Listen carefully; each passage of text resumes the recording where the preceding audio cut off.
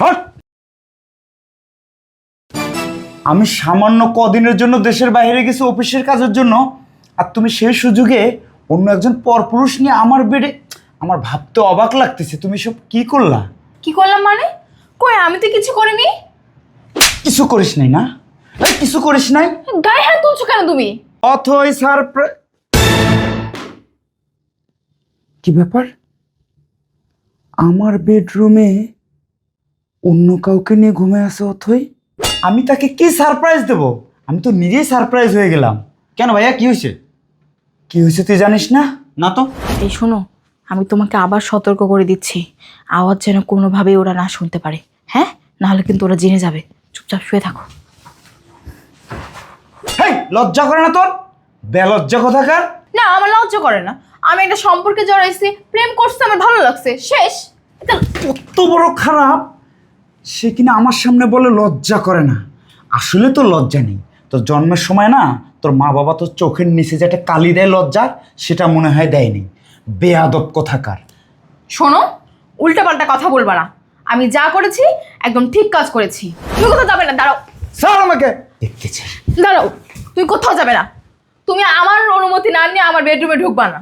তোর অনুমতি নিতে হবে। তোর অনুমতি নিতে আরে হবে। শোনো। আমার বেডরুমে আমি যাব, সেখানে তোর অনুমতি নিতে হবে। হ্যাঁ, নিতে হবে। অথই স্যার কি ব্যাপার? আমার বেডরুমে অন্য কাউকে নিয়ে ঘুমে আছে অথই। এটা আমি কি দেখতেছি? কি দেখতেছি এটা? ডাক দিই তো একবার। না, আমি ওরা ডাকবো না। আমি সজীবের কাছে জিজ্ঞেস করব, আসলেই অন্য কারে নিয়ে ঘুমে আসিস। এটা দেখবো। দাঁড়া। সজীব, সজীব! আরে ভাইয়া, তুমি কখন আসলে? আমি মাত্র আসলাম। তা তুমি আমাকে একবার বলবা না যে তুমি আসতেছো? তাহলে তো আমরা এয়ারপোর্টে যেতাম, যে তারপর তোমাকে রিসিভ করে নিয়ে আসতাম। তুমি তো কিছুই বললে না, না জানিয়ে হুট করে বাসায়, বুঝলাম না আমি না জানিয়ে কেন আসছি জানিস? কেন। আমি না জানিয়ে আসছি তোর ভাবিকে সারপ্রাইজ দেব বলে। কিন্তু না, আমি তাকে কি সারপ্রাইজ দেব? আমি তো নিজেই সারপ্রাইজ হয়ে গেলাম। কেন ভাইয়া, কি হয়েছে? কি হয়েছে তুই জানিস না? না তো। তুই এই বাসায় কেন থাকিস? তোর আমি কি বলছিলাম তোর ভাবিরে দেখে শুনে রাখিস? আরে ভাইয়া, আমি তো দেখে শুনেই রাখি, এখন কি হয়েছে সেটা বলো। তোর ভাবির বেডরুমে অন্য একটা ছেলে কিভাবে ঘুমায় তোর ভাবির সঙ্গে? কি বলো ভাইয়া এসব তুমি? আমি কি বলতেছি বিশ্বাস হচ্ছে না? আমি আমার নিজের চোখে দেখছি। ভাইয়া মানে সত্যি তুমি দেখছো নাকি ভুল? বিশ্বাস হচ্ছে না তোর? না না। তোর বিশ্বাস হচ্ছে না তো চল আমার সঙ্গে, চল আয় চলো তো। আয়। দেখ। হ্যাঁ ভাইয়া, তুমি তো সত্যি কথাই বলছো। ভাবি তো একটা ছেলে কিনে শুয়ে আছে, এখন কি করা যায়? দাঁড়াও, আমি ওই ছেলেকে। দাঁড়া, এখানে সিন ক্রিয়েট করা যাবে না, বাইরে চল, পরে দেখতেছি। আয়। আচ্ছা ঠিক আছে, চলো। আয়। দেখলি, আমি আমার চোখে বিশ্বাস করতে পারতেছিলাম না। হ্যাঁ ভাইয়া, দেখলাম তো, কিন্তু আমিও তো বিশ্বাস করতে পারছি না। ভাবি এই কাজ করলো? সি সি সি। শোন, আমার মাথায় কোনো কিছু কাজ করতেছে না। এখন কি করবো বলতো? দেখেন, বলো তো ভাইয়া। তোর ভাবিকে ডাক দে, ডাক দে। ভাবি, ভাবি, ও ভাবি। এই শোনো, আমাকে ডাকতেছে বুঝছো? তুমি কোনো কথা বলবো না, এখানে চুপচাপ শুয়ে থাকো, ঠিক আছে?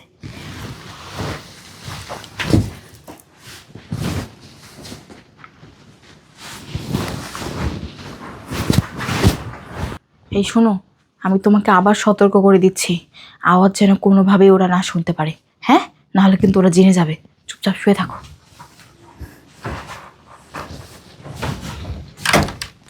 কি হয়েছে?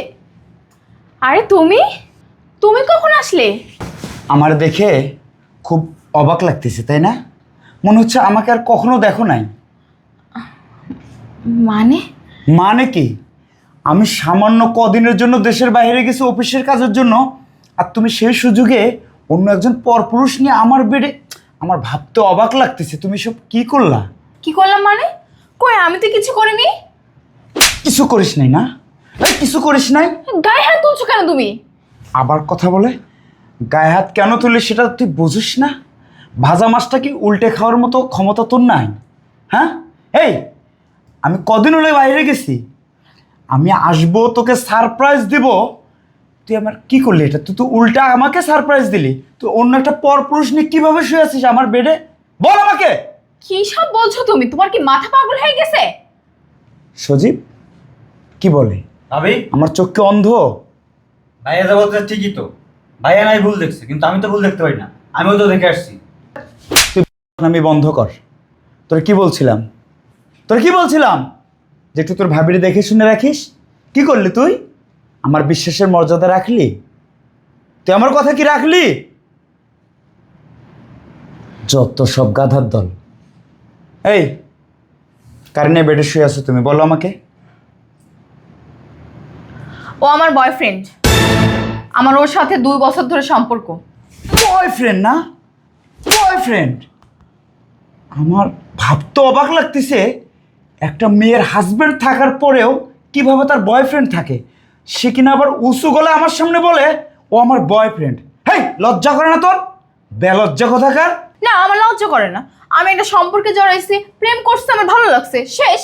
এটা কত বড় খারাপ, সে কিনা আমার সামনে বলে লজ্জা করে না। আসলে তো লজ্জা নেই। তোর জন্মের সময় না তোর মা বাবা তোর চোখের নিচে যে একটা কালি দেয় লজ্জার, সেটা মনে হয় দেয়নি। বেয়াদব কোথাকার। শোনো, উল্টাপাল্টা কথা বলবা না। আমি যা করেছি একদম ঠিক কাজ করেছি। আমাকে তুমি ভালো মন্দ শিখাবা না। আর আমি আমার ভালো মন্দের সব কিছু বুঝি।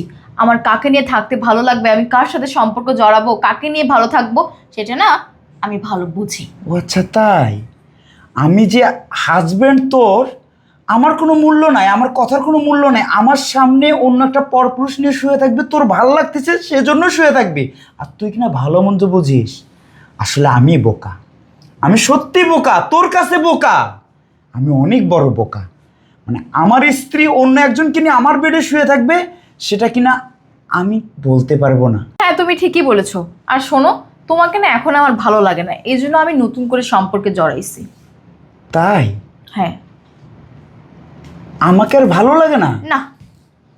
মানে আমার সঙ্গে যখন প্রেম করতে কতই না ভালো লাগতো, 1 মিনিট ফোন না দিলেই আমাকে কত রকমের প্রশ্ন করা হতো। কেন ফোন দেওয়া হলো না, কি কারণে ফোন দেওয়া হলো না, এত বিজি কেন? আর আজকে আমাকে ভালো লাগে না?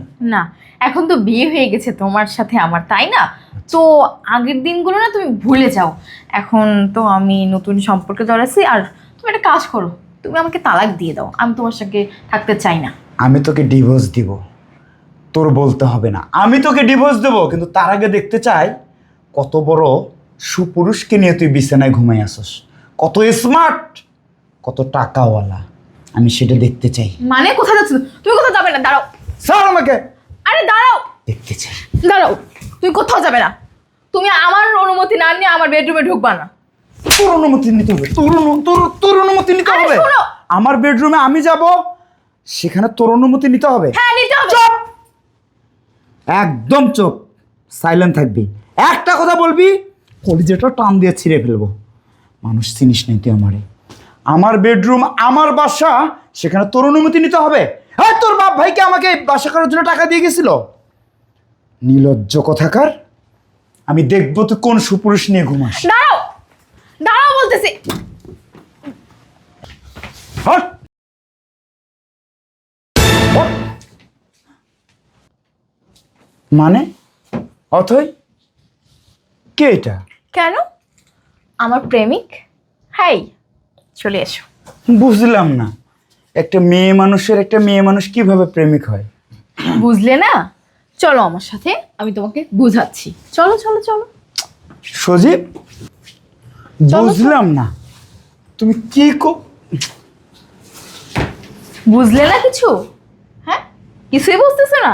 ঠিক আছে, আমি তোমাকে বুঝাচ্ছি, তুমি শোনো। এই হচ্ছে আমার ছোটবেলার বান্ধবী।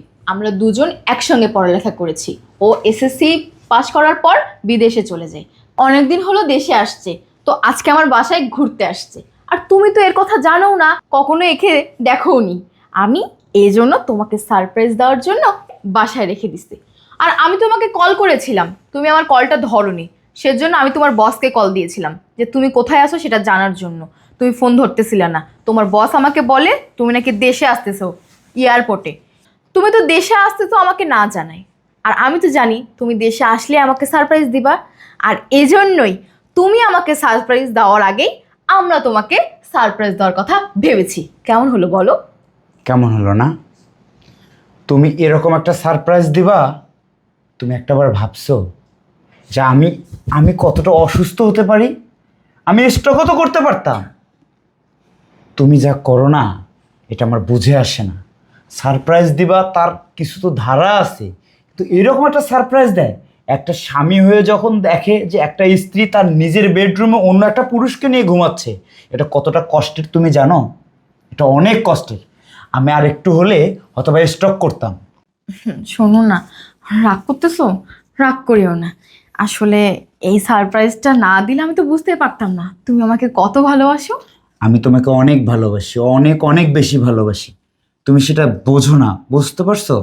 আমাকে আজকে যে কষ্টটা তুমি দিছো না, আজকে আল্লাহ না করুক আমি স্ট্রোকও করতে পারতাম। সি সি, এসব কথা আর বলবো না। আচ্ছা বাবা, ঠিক আছে, আমি সরি বলছি তোমার কাছে। চলো ভিতরে চলো। থ্যাঙ্কস গড যে আমি এখনো সুস্থ আছি এবং তোমাকেও সুস্থ রাখছি। আমি ওকে দেখার আগে তোমাকে একদম মেরে ফেলতাম, এরকম একটা প্ল্যান করছিলাম, বুঝতে পারছো? থাকতা কিভাবে? তুমি অনেক শয়তান। তুমি আসছো বান্ধবীর কাছে, আসো যার কাছে আসো, আমার সাথে তো একটাবার বুঝি না তোরা কি করিস, আমার আচ্ছা ভালো মা লাগে না। দাও না, চলো চলো ভিতরে চলো, ফ্রেশ হও, এখন সবাই মিলে খাবো আমরা। এই চল। তোরও মারেছে কপালে।